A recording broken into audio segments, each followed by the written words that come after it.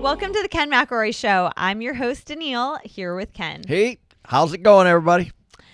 So today we are going to be talking about if we're heading into a depression. Yeah, that's kind of the new buzzword. But I have some strong opinions on that. But first, what did we do this weekend? I was in Vegas. Oh, that's right. You went to Vegas. Went to Vegas to look at investments on the mailbox. Those little post office type offsite mailbox. Very interesting business. You know, the mailboxes. I looked at 3. There are like 200 mailboxes in those little stores, but they charge anywhere from $20 to $30 per month.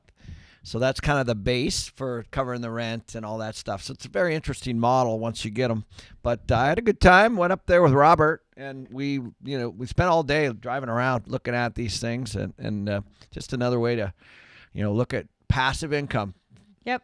Very similar to apartments, just with mailboxes. Yeah, I tell everybody, I was like, apartments are like 1,000 feet. Self-storage, which I also have, is like 8 by 10s, and then I have wine storage, which is like like a box like this, and then there's mailboxes so they keep getting smaller and smaller and smaller. But I'm still looking for that passive income because, like my wine storage, the once you get it to a certain point, people don't just go vacate their wine. They keep their wine for years in these lockers. So it's the same model. Yep. I just happen to have it 1,000 square footers. Yep. Dead Skull wants to know when you're going to start dancing to the intro music. Oh, I probably should Maybe next time. Dance. Yeah, if you've ever You seen don't want to see Ken dance, by the way. It's not the prettiest sight. She told me that when we danced once that I made her dizzy.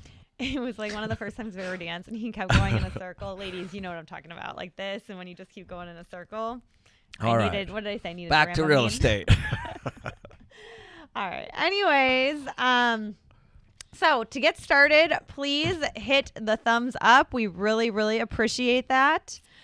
Secondly, we have a new quiz for you guys. I think I talked about it last week, to figure out how much you actually know about real estate investing. So the guys are going to put that up there on the screen so you guys can go ahead and try it out, take the quiz. I think we've only had a couple people so far get 100%. So let us know how you do. So about the depression. Well, yeah, there's lots of stuff. It's funny. Robert Kiyosaki thinks we're in a depression. I don't, actually. There's a lot of people that are talking about this. There's a lot of back and forth around it. I mean, there you is. hear, Kathy Woods talk, and she thinks we're heading for some Peter kind of Schiff. depression. What's his name that predicted the 2008 crash? Peter Schiff. Yeah, but there was another. But anyways, okay. Michael Burry. Oh yeah, Michael. Yep. But then some people don't. These are all guys we had on our station too here on our podcast and on our YouTube channel.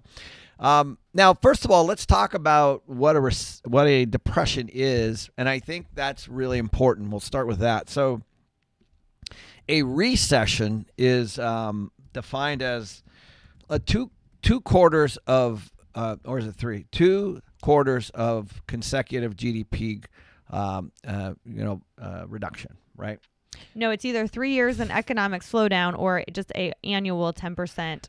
That's a GDP reduction. We're talking about a depression, right? Yeah. I'm talking about a recession. Oh, recession. Yeah, so okay, that's what I was talking about. So it's 2 quarters of continual. So then the depression is obviously much longer. So we all know that we've been in a recession, but if you think about it, it's because of the shutdown and the pandemic and all those kinds of things, and that's not over yet. So it's possible that we have this continued recession.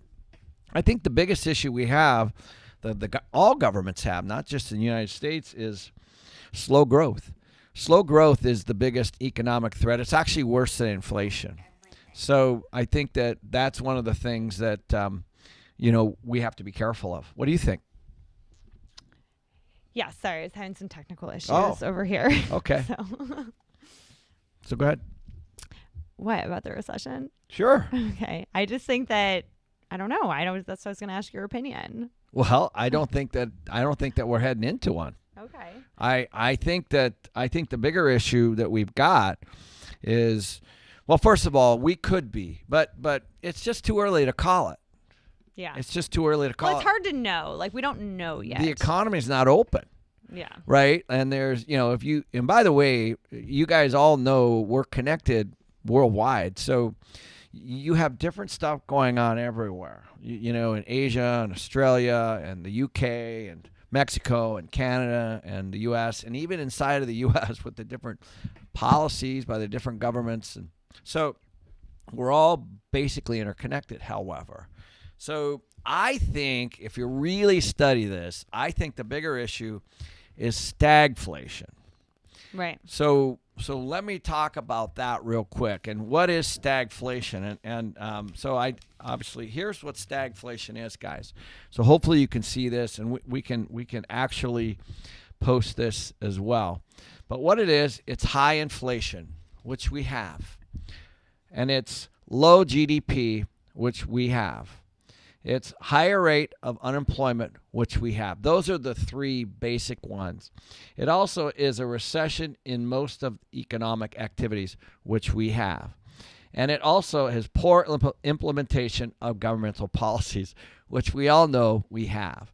So now, as they say, the study of history is the beginning of wisdom. And I think this is important. Now, I know there's a lot of people that are going to say we're not in stagflation. I'm fine with that. But you can't deny that those 5 things that I just said are happening right now. So all this is really doing is just putting a brand around something that's going on. But it is important to kind of study history. Now, I was a kid in the 70s. I remember the long lines for gas. I remember my parents struggling with these high interest rates, etc. And so what happened in the 70s, and by the way, we're very different. If you think about what happened in the 70s, Nixon actually was one of the guys that was responsible for the stagflation time. And there were 3 things that he did. One is he put wage and price controls around things in the 70s. The other one is that he removed the dollar from the gold standard. And we talk a lot about this. So back in the day, the gold, you heard about Fort Knox and all that stuff. The dollar used to be tied to gold.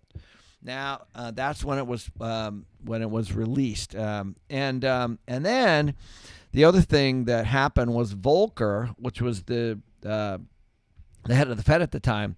They raised interest rates as high as 20%, and this is what I remember. So I remember interest rates were as high as 20%. So imagine that time, and so I think we're at the beginning of all this.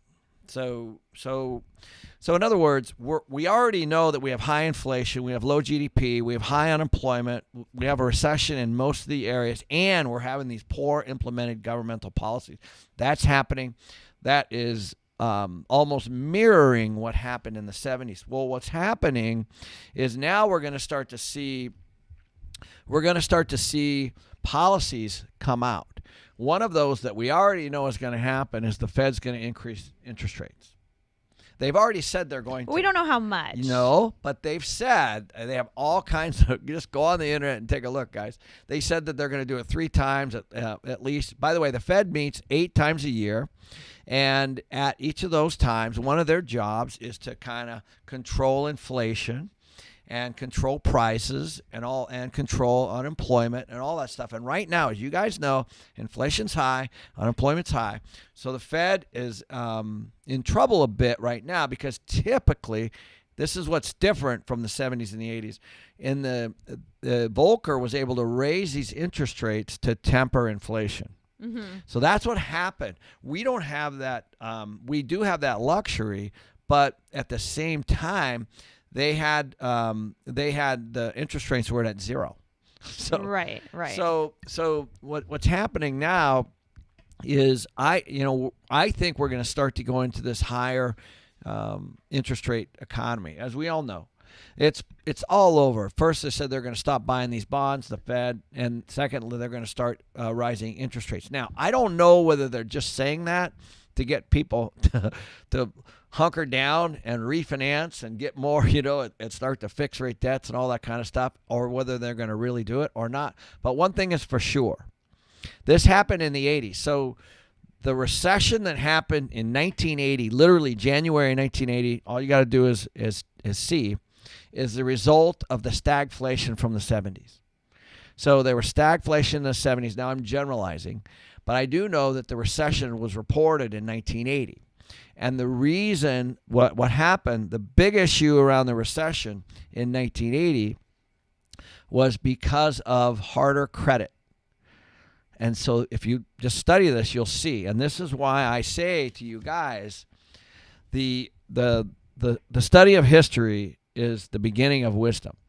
So now, it's not going to be perfect. It's not going to be exact. But this is why we had George Gammon on talking about what's happening in the 1940s after the spending in the war, and why they let inflation kind of come up, because it lowers the government debt.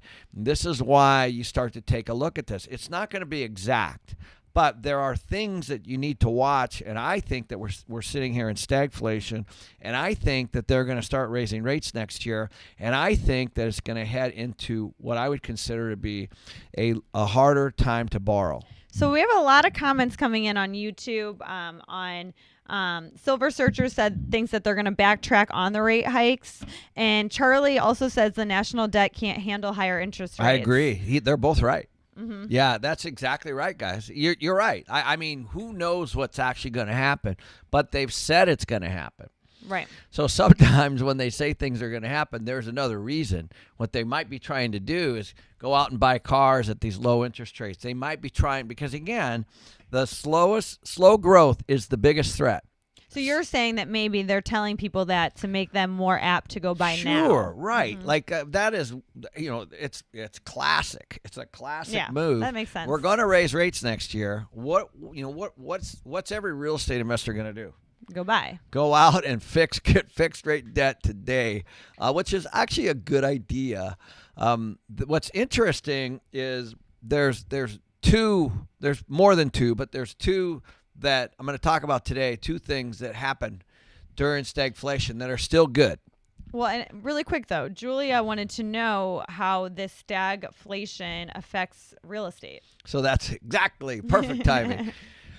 So, again, stagflation is just high inflation. That's what it is. Low unemployment means, obviously, people can't pay for as much stuff. They're going to live off the government. And so what's going to benefit is what I would consider to be affordable housing. So, and you're going to have higher unemployment, low GDP, which is low growth, the recessions in most of the areas, and high inflation. That all bodes well for real estate. Just go back and look at what happened with real estate during the 80s. Now, the one thing that happened during the 80s, though, was the interest rates were really high. So that's, again, right now we have this little window. But what happened with real estate over the 80s? What happened was things got more expensive. Okay. So because what Volcker did was he raised rates up to almost 20% interest rates. You think about that. That's nuts. What that does is it slows consumption, it slows growth. And so it's going to be when they start raising rates, if they do, because those are two very good questions that we had. What will happen is real estate purchasing will go down. Yep. Period. Because the mortgage payment goes up, and the prices will contract. It has to contract. In other words, if I'm buying apartments right now and I'm fixing at 2.5% or 3%, and it goes up to 4%, I can't pay as much for the apartment. Period. Mm-hmm. You can't pay as much for the car. All those things are problematic. So that's why those two questions were perfect. And just, a little bit of data here. Silver Searcher, he had a business in the 80s, and he said our $100,000 a month business in 1980 went to $6,000 per month overnight. Oh, wow. From that. Yeah. So what happens is the big issue that the governments are facing is slow growth. And by the way, that's not just here. Oh yeah, it's worldwide. Yeah, it's worldwide. Slow growth kills things. We're living in this consumption economy right now. That's just the way it is. And so I think, to those guys' point, very astute point, they might be doing that just to get you more into debt, just to get you to spend. Well, to stimulate the economy. Because of anticipatory rates going up. The rates may not go up, But the most important thing is if it does, it's going to be very similar to what happened in the 80s. Just go back and look at stagflation from the 70s to the 80s, because one thing that creates a ripple effect for another thing. And that's the most important thing. And I don't know if this is all going to happen, guys, but I'm trying to figure it out too. I just did a thing with George Gammon on inflation and deflation, because I'm trying to figure this out too, because I'm investing as well, just like a lot of you, and so I don't have the answers. But the thing that resonates the most to me right now is stagflation. It just looks so. I don't think we're heading into a depression, and I think a lot of people are saying that. But the depression is a longer term. But yeah, that could be in a few years. And they could be right. Maybe I'm just looking at it on too short term of a basis. Mm-hmm. Maybe if they raise rates, then for sure what's going to happen is prices are going to go up for things, because everybody's living on credit right now. Yep, totally. Right? Yep. Yep. So that's where I think things are heading. Yeah, I mean, it is an interesting thing to think about, though. I mean, there's definitely, I was reading an article by Michael Burry yesterday, and it was saying, they're going to have to, it's going to be a painful tapering when the Fed does taper, but they may not taper for years and years and years to come. You just don't know. Yeah, we don't know. Like I don't know how you guys feel about media, but I can tell you, when you flip through the media, they got very different narratives on each channel, no matter what side you're on. Yeah. So, they got to spin here, spin there, spin there. When you read something from overseas, spin there. So same thing here. I don't know, what the Journal says versus the Post versus the Economist versus, some of these other things. They're all going to have a little bit different view on it. Right. And that's okay. Yeah. But, but the Fed is releasing these statements out there, and there's a reason. I can't imagine why the Fed would say, hey, everybody, we're going to start, raising rates. Like, they don't have to do that. Right. But they do, and there's a reason for it. And I think it's to get people to start growing again. Yeah, definitely. And I think Julie has on YouTube has a good question. So they said inflation raises all prices, including real estate, but rising rates means lowering real estate. Yes. What would be the net effect? So again, going back to if you're locked in and cash flowing with fixed rate debt, I think you're going to be fine. But what happens is prices change. So let's say that that $500,000 house that you can maybe get for 3% goes to 4%. There's going to be less people able to do that. Yeah. That's all. So it'll slow down, slow down the purchasing piece. Right. But the banks, they're supposed to. The lenders are still going to qualify the buyers. So what it should do is it slows down consumption, and it slows down purchasing. So think of auto sales going down. Think of flat screen TVs going down. Think of anything. Well, that's like that guy's business, $100,000 to $6,000. Yeah. Yeah, so anything that's financed is going to go down. The one thing that is the things that are going to do well are anything that's consumer staples. So think of food, think of drugs, think of housing, think of household items. Those kinds of things are always going to be the underpinning. But the luxury things, I think are going to get hurt a little bit more. So the people are always going to buy those basic consumer staples. But that's what's happening right now. Right. Well, but now, so this is going to, if we think that things are going to eventually slow down, people always want to know why we at the same time are saying, go out and buy real estate. Yeah. Now. Yeah, I have no problem with that. So listen, guys, I'm in this environment too. I just got off a phone with somebody the other day who was sitting on a bunch of cash, just trying to figure out what to do with it because they're afraid of inflation. And my recommendation was go out and find some covered real estate. So covered real estate to me means back to cash flow, guys. A lot of you guys are capital gain guys. Doesn't work for you. Well, it can't. Yeah, it might can not. work. Yeah. It might work, but covered real estate to me means buying something and having a renter cover it. That's it. So a covered land play. That's how I bought my resort in Sedona. And if you look at the resort, what it's worth, it's significantly more than I paid. But the cash flow hasn't changed that much. Right. That's the thing, that your cash flow is not going to really Which change. I'm totally fine with. But the cash flow's slowly gone up over time. And I've had to pay my employees a little bit more. And costs have gone up and all that kind of stuff. And so has rates for the people staying there. Yeah, the rent. So the value went way up. But the cash flow's still there. It's a covered land play. When I buy real estate, I'm looking at the future of renters. Because they are my income. They're my future income. And that's the way you need to look at this. If you're looking at this as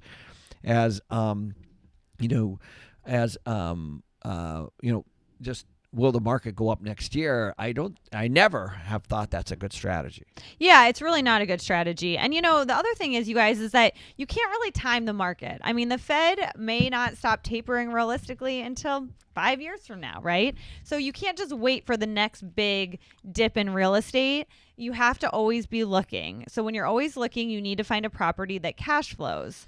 The other piece to this is inflation. So if the Fed doesn't start tapering for 5 years, inflation's going to get worse and worse, and the money you're sitting on is going to be worth less and less. So, it's all about finding the cash flow property, not trying to time the market. If you buy this year and in 2 years it goes down 15%, who cares? You're still cash flowing. You can't, my properties have appreciated in value. I don't even worry about that. I don't even think about it because I'm not going to sell them. So all I'm caring about is how much my rent has gone up or down. Yes. You don't really care about the value of the home. Guys, this is the mindset shift that, no matter what, I've been speaking to people for years about this issue, and they still think that their equity is their net worth. It makes them feel good or something. I know. I don't get it. I'm like, well, it's irrelevant. Like I live in the same house. I built it 15 years ago. Now, we are in the process of building another one.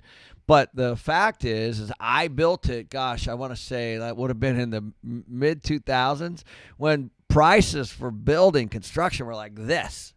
Okay, well, so when I moved into it, it was beautiful, still is, but it didn't really, I didn't have a tremendous amount of equity if you take a look at what happened after that. Okay, and now I do. But these are long-term things, guys. And so, you're not always, and right now I'm building another house, okay? It's clearly, so supply chain issues, it's going to be horrible. The construction costs, I'm going to get killed. But I'm still going to do it. And obviously I can afford to do it. So same thing, if you're throwing a renter in there, it's the same thing. Yeah. So if they're I'm taking a look right now when we're buying, and we're building and buying real estate, as you guys know. So right now we have 6 real estate projects, new ground up construction deals. And last year we bought 1,200 units in Texas, Houston and Austin primarily.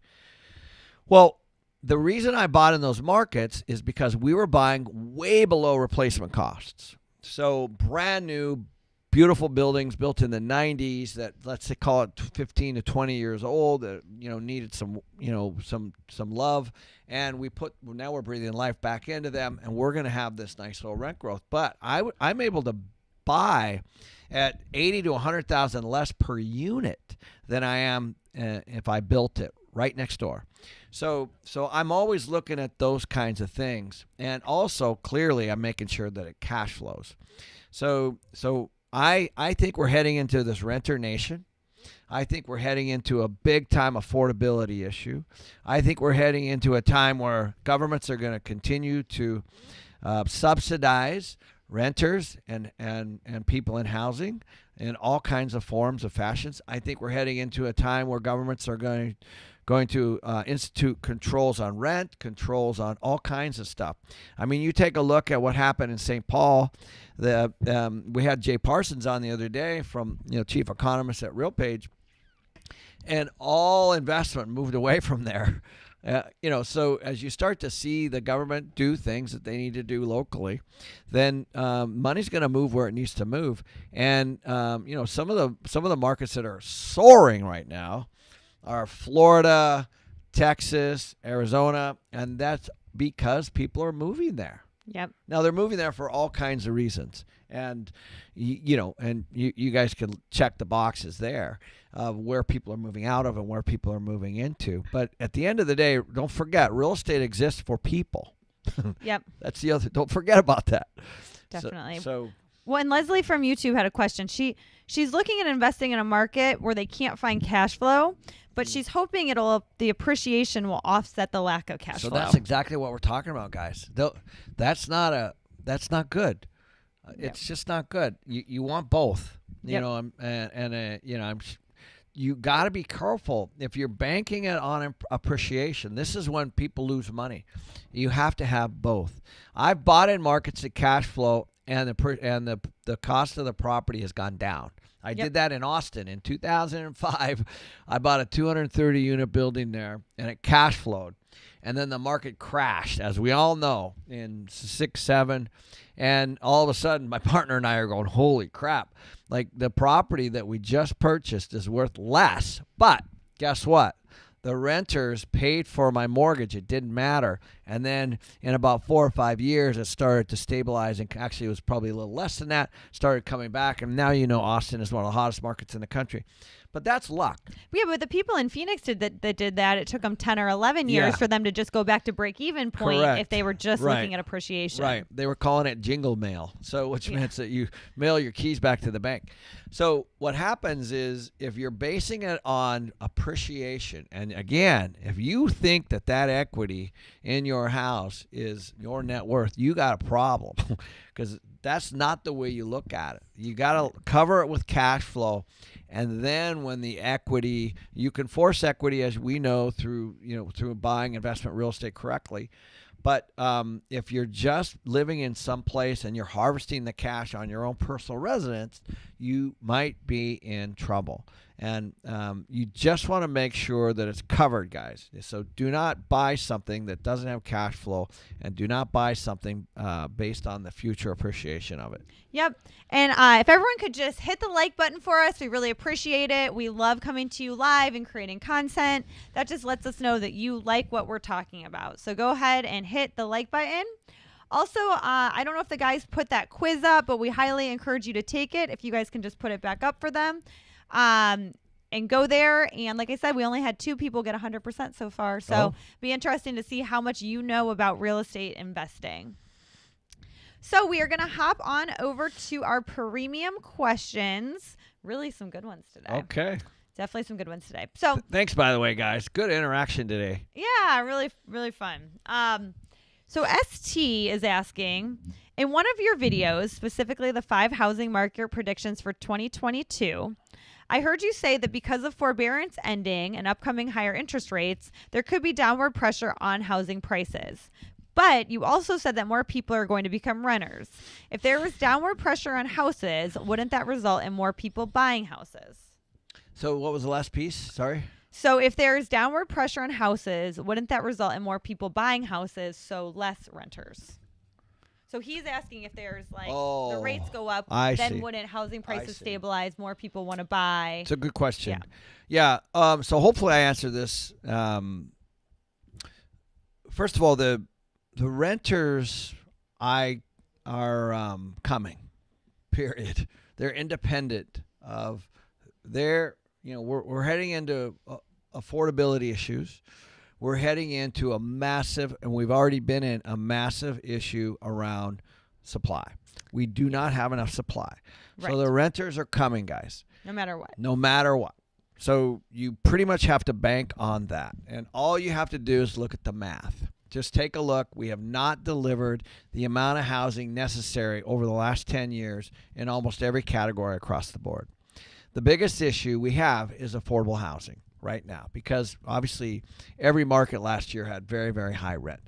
So that sits over here. So your job is to go out and find where those renters are going and why are renters moving where they're moving. What would you say? employment, Yep. right? They're moving near their families. They're moving near weather. They're moving near safety. So, and what I meant by the forbearance piece is some people, we know a lot of them, because these prices of houses are so high, they're cashing out and they're choosing rent as a lifestyle. Yeah. So they're scooping a bunch of cash and they're just waiting out for the market because they've made so much money on this. In other words, they're not re-entering, and if they are re-entering, they're re-entering at somewhere else in a lot of cases, not in every case, of course. So and then on the home side, I do if you take a look at all the majors, and they came out with their forecasts, and I'm talking about Zillow, I'm talking about Realtor.com, and all those guys, they have their economic forecasts, and they're all forecasting higher listings next year. Higher listings means more supply. Okay, that's what it means. So more supply typically means a slower growth. So you got to pay attention to the supply and demand, and I think that they're different, and of course they're going to be different in different markets. So, but the one thing is for sure, there's going to be more renters coming into the markets, and we're undersupplied, and you're going to see massive rent growth. It's not good, guys. I'm a landlord, and I'm telling you right now, it's not good. It's not good for a landlord to be facing 10 to 20%, or let's call it 10% annual growth. Mm-hmm. It's just not good. It's not good for the renter. It's supposed to. We're supposed to help this through additional supply. Right, because the supply is the solution to this. Or reduction of demand, which doesn't appear that's like not. there's going to be. I mean, with an increase in population. But so let me give you an example of reduction of demand, though. A military base closing. That's a massive. I've had that happen right next to properties, and so that's a reduction of demand. A big employer going out of business or relocating, like Boeing did when they moved from Seattle to Chicago, their corporate headquarters. Those kinds of things are reductions in demand. So you might see some of that as well. A regional mall that closes, that's a reduction in demand for rentals in a particular area. So those kinds of things can still happen.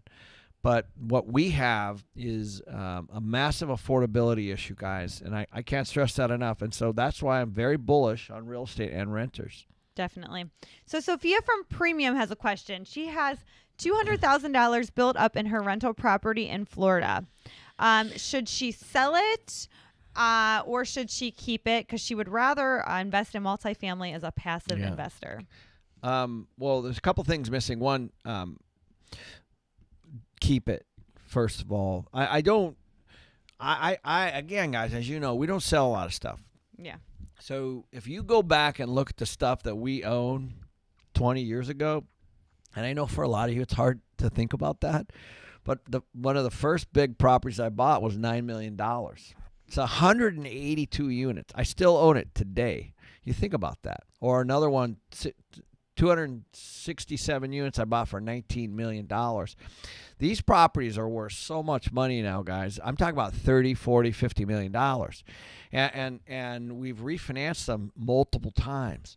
So, what you want is, this is a long game here, guys. You want to use the tax advantages that you get. You want to make sure it's covered, because I didn't see that. It is. It cash flows. I took that out. Okay, great. Mm-hmm. So the cash flow piece is important. And if you're comfortable, you can harvest a little bit of cash potentially out of there for your next rental. But you would only want to make sure that your cash flow isn't compromised. Yeah, definitely. I mean, why sell something that's cash flowing? Guys, listen, you're basically selling a cash flowing property with tax advantages and coming in at a hot market. Yeah, and hoping that the next thing you invest in cash flows. Right. So Sue kind of had a similar question on Premium, but hers is a little bit different. So she could sell her house, which is totally cash flowing, running out fine, but then she could buy cheaper 2 or 3 duplexes and potentially cash flow more. I don't think you sell, guys, that, listen, I just don't think, unless you're in a market that's declining. Yeah. And there are some, but even Jay Parsons said, I think they have 300 markets, only 4 or 6 were declined. Like every market's on fire right now. So no matter where you are, the conversation at the coffee shop's the same, guys. Like, things are a lot higher than they were last year. So it's going on everywhere. I'm a big proponent of harvesting through tax-free refinance of any equity you have and reinvesting that and making sure that they all cash flow. That's the model. It's not timing the market, and then because the problem with selling something is buying something else. Like, I was laughing because I have a lot of cars and they've all gone up, some of them a lot. And I'm like, well, maybe I should just sell this one, but then I can't buy another one because it's the same price. So I'm selling, when you sell and you're trying to buy, it's the same. You're not going to get some great deal. So, I'm always looking at the same kind of thing, and I'm just going to hold. Yeah. It's all real estate. Just hold it and cash flow it. So we have another interesting question from John. So one of his tenants passed away. Great tenant, great person. But his adult son lived with him, and he has a disability. Oh. And he's not completely self-sufficient due to this. His mom lives in town and is helping him apply for assistance and put in job applications. But John's worried that things aren't going to work out and he might have to evict him. He's also concerned about the condition of the unit if he's on his own there for a long time. Do you have any experience navigating something like this? And do you know of any resources for tenants like this? Wow, that's a big one. We do a lot of work with people with disabilities. So, this is when I take my business hat off, and I would sit down with the mother and the son, and obviously they just lost their father, so it's all tough situation, and see if you can make it work. There's got to be local resources in the area. I know we've worked with families with different kinds of disabilities, and autism is one that comes to mind.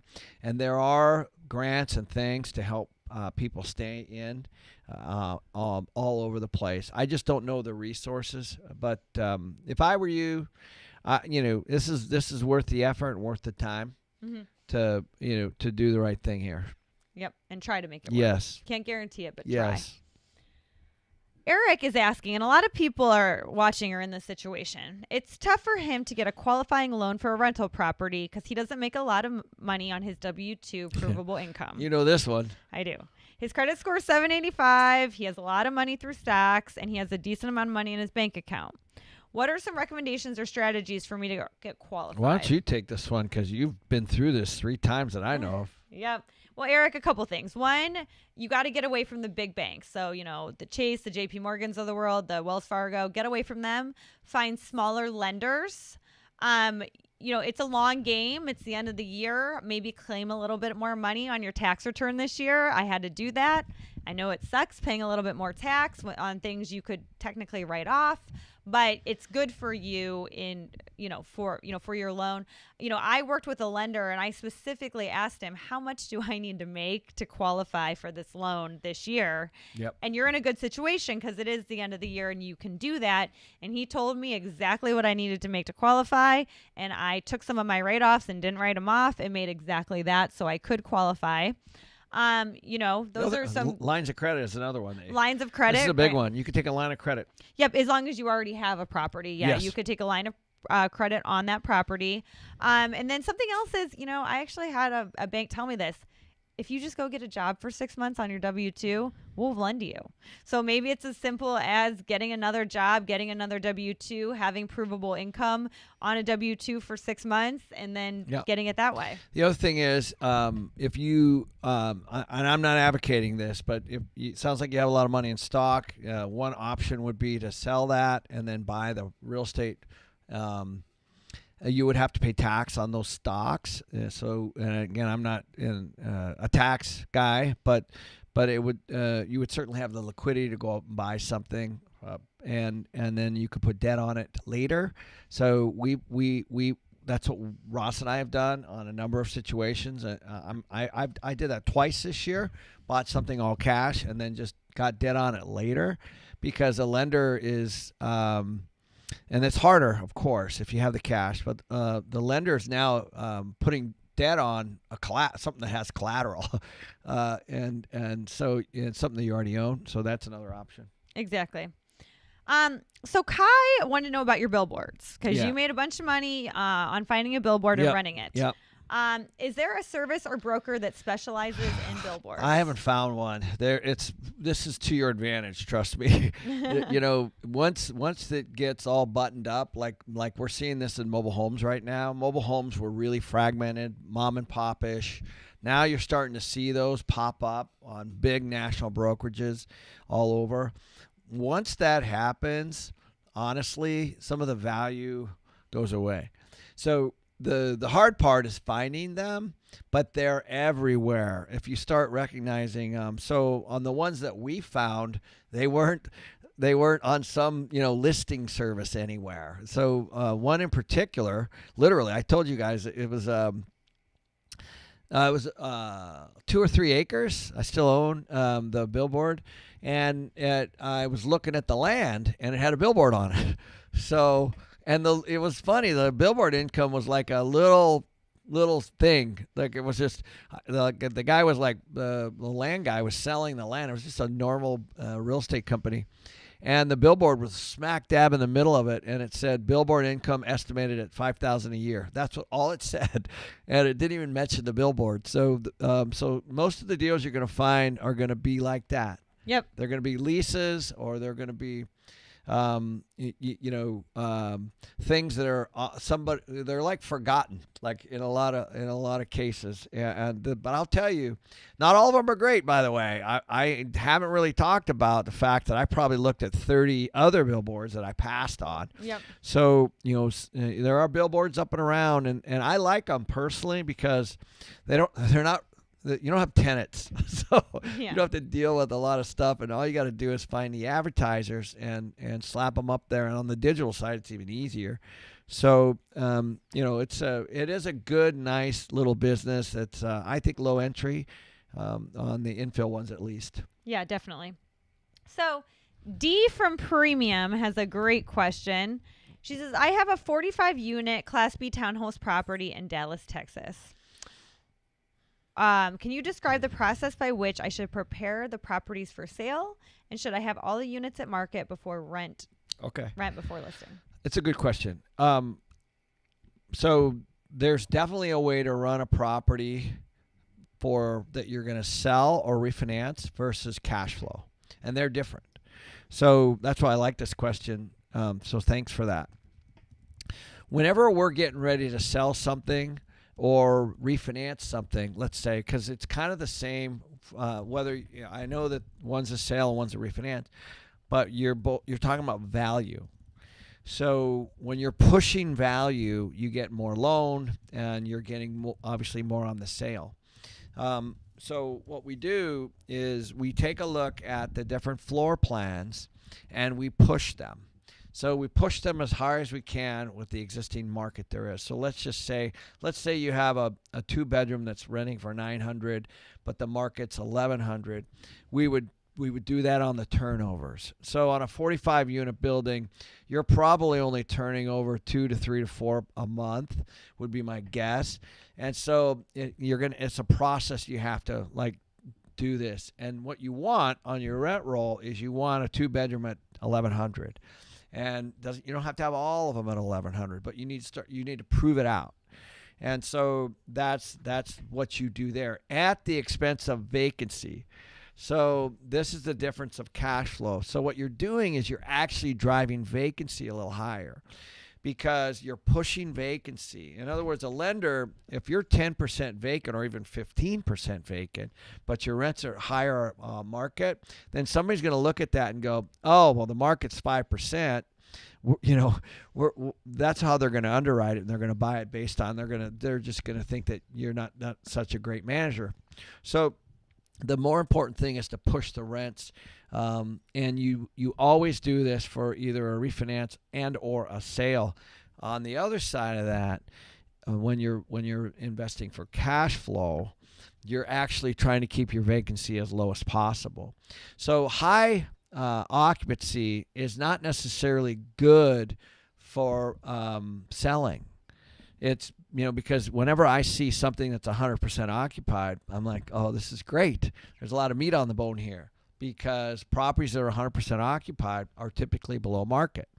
So there's always there's a vacancy factor in there, depending on the market, that you're looking for, and the lender will underwrite and all that. The other thing that I would suggest is on a 45-unit building in Dallas, you're talking about into the millions of dollars of the property's worth. So make sure that you have a 1031 if you're doing that before you go into escrow. So in other words, you should be looking at both. So as you're preparing your property for sale, make sure that you're also looking for a replacement at the same time. Because what I find that happens a lot of times is people get into escrow, and let's say they close in 60 or 90 days, and then they scramble to try to not pay tax and jam that money into something else. So you want to make sure you're doing those at the same time. Awesome. And so make sure you guys are hitting the like button. We have 170 likes. I want to see it over 200. We have 700 people watching, so I should be able to do that pretty easily. And then I wanted to get into, so we have a premium membership, and that if you have a premium membership, you can ask Ken a question. He answers all your questions. You can try a week for free by going to Premium Live. So it's kenmcelroy.com/premium. Premium Live is the code. The guys will put it up for you. Okay, so I thought there's a really good question on YouTube that I can relate to from Aura Nooch. And he said he's asking if you should increase your rent on your tenants in 2022. He or she hasn't increased rent since 2020, but they're feeling good because they've only had one person move out of all 8 doors they have. Yeah, it's a fine balance here, and you just went through this. This is a tough time, guys. This is kind of my point around the imbalance. If you're $200, $300, $400 under market, which a lot of people are right now. I was. Yeah, that's not unusual. It's not good. No, it's not good, guys. Like you have to creep up. So what we're doing as a company is, we're unfortunately having to push rents up too, because rents in the area. So we have one property. I mentioned it before.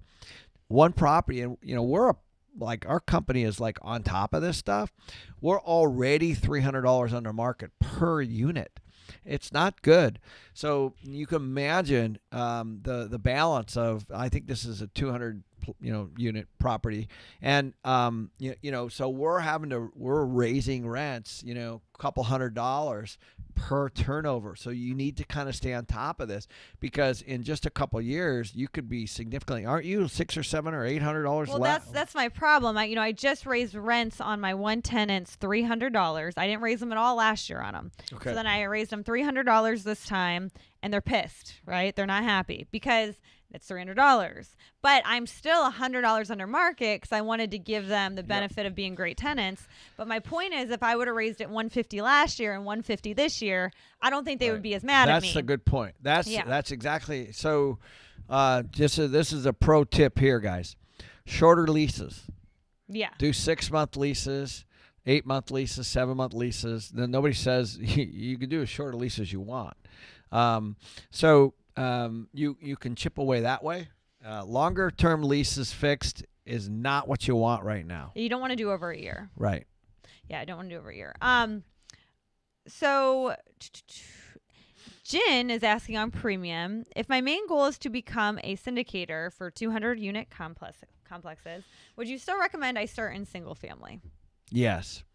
The reason is if, by the way, I don't know how much experience you have, but most people invest in the team and the experience of the team. Just like, if you're going to a dentist and they've never, actually literally had patients before. So it's the same. So, what you want is you want experience. You want to be able to have a track record. I'm not saying you can go out and raise a bunch of money, because this is actually what's happening right now is a lot of people are going out and raising.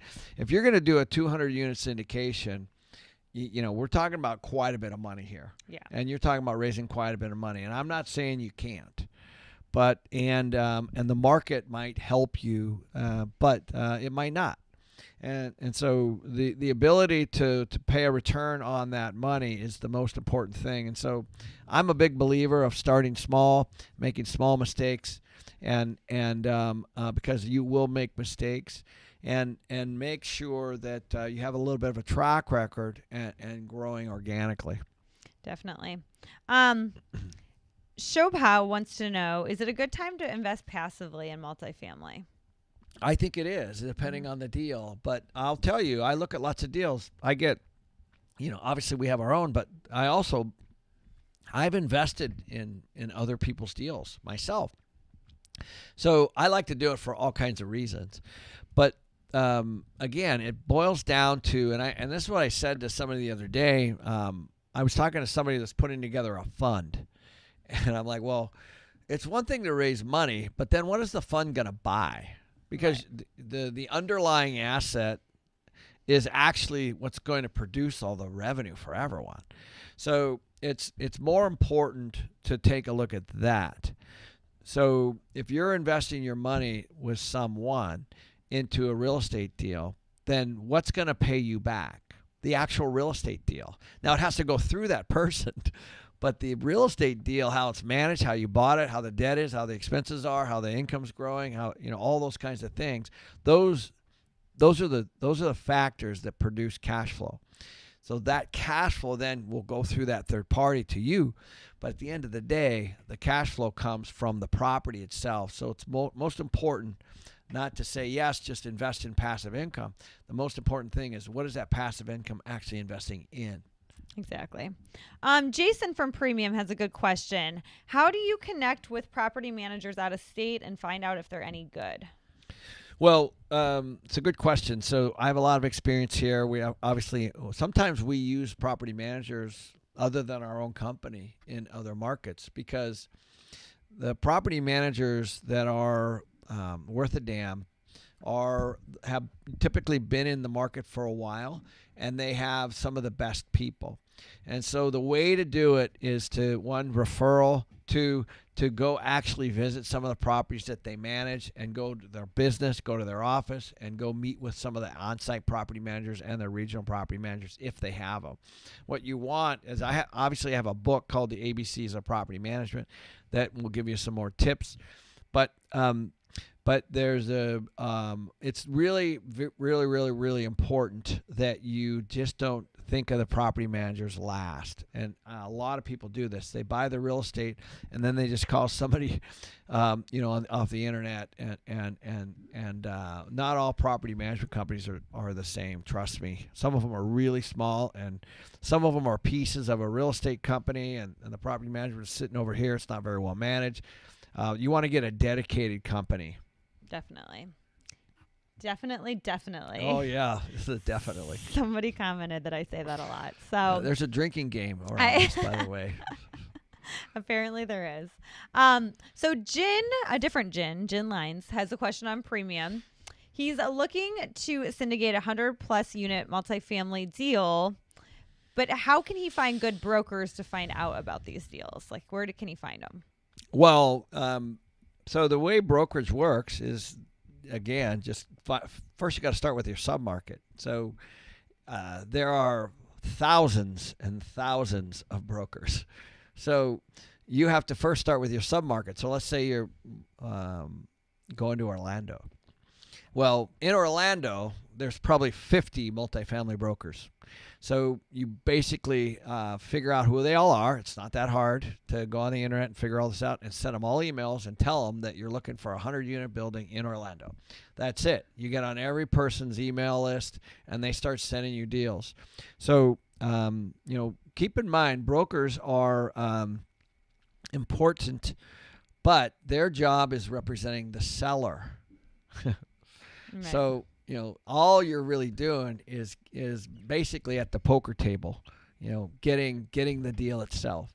So it doesn't necessarily mean that they're going to help you buy it, but at least you actually are getting deal flow. Definitely.